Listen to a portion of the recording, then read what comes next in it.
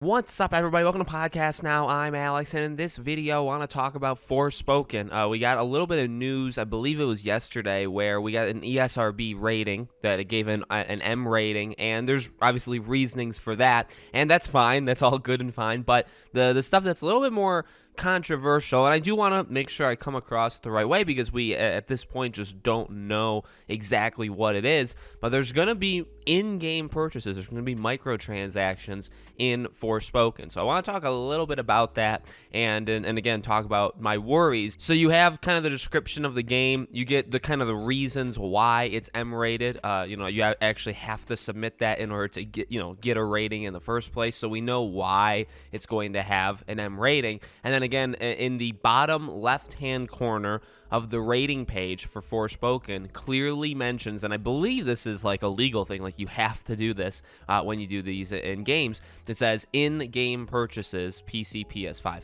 Although details on what these will entail have yet to be confirmed, if you're interested, here's the official description per the rating, and obviously this comes from PlayStation Universe, a relatively good site overall. So, again, we don't know for sure what it is. I don't want to freak out too badly and then, it comes out and it's like absolutely nothing, you know what I mean? But I also don't want to just give it a pass. This is actually really going to hurt the idea that I am a Sony fanboy and I cannot criticize anything Sony or any Sony product, even though it's Square Enix, has ever made. So this is going to be kind of rough for some of the haters out there. But no, obviously it doesn't come across great. It's not the greatest thing hearing it. I'm excited for this game. I have always been. I know this is kind of in some people's radar. Some people don't care about this game at all, and that's totally cool. But I'm kind of excited. I'm excited about just the idea of the story. It's got a really good, I think, writing group, and I believe it started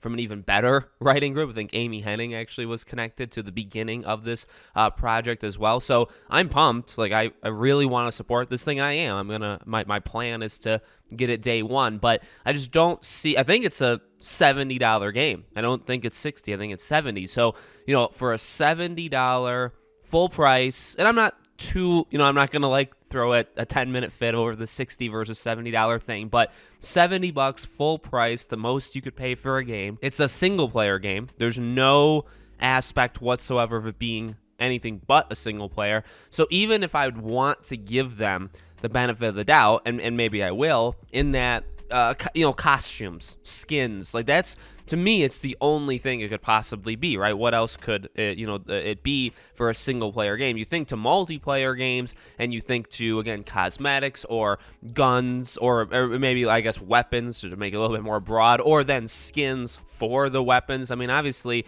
there's a lot more options when it comes to multiplayer, and then of course there's like DLC and stuff.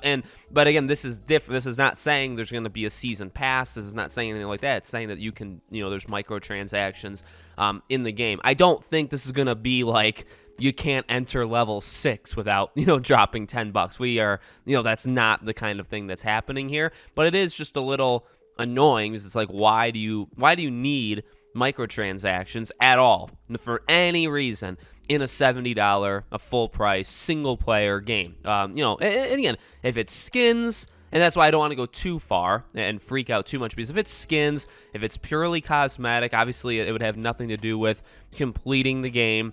It's $2, it's $5. Ultimately people are either going to do it or they're not. It doesn't bother, it's not going to impact me. I'm not going to do it, right? So, like, I get it, and maybe some people actually like it. I don't know, right? It depends on who you are, but I just don't really see the need, and I do think it kind of comes off the wrong way when you have a game that's strictly single player. You're already paying the most you could ever pay, except for like deluxe editions for a video game, and then there's ways of paying even more. It just doesn't look great. So let me know what you guys think in the comments below. Make sure you guys are subscribed to the channel. Hit the bell icon so you guys know when all these videos go up. If you want to follow me anywhere else, I'll put my Twitter, my second YouTube channel, and our Patreon and YouTube memberships. Links for them all will be in the description below. Thank you guys for watching, and I hope to see you all on the next video.